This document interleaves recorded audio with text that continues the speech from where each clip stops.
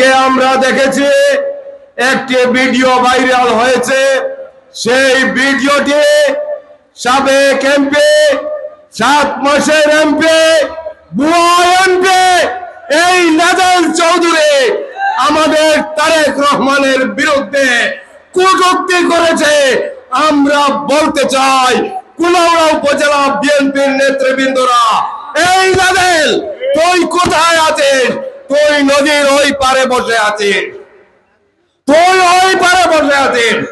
তুই যদি শেখ হাসিনার নেতা হয়ে থাকিস, আয় কুলাউড়াতে। তোর গাড়ি কোথায় আছে?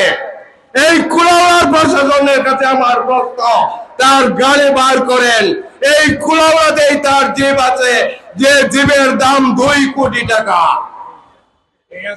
বিদেশে বসে কটূক্তি করবি।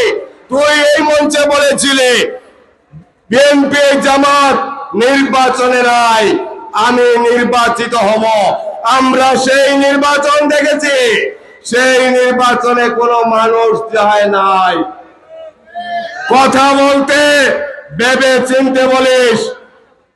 আমরা পরিষ্কার বলতে চাই, আমরা আগেও বলেছি, আওয়ামী লীগের দোসররা হুঁশিয়ার হয়ে যাও।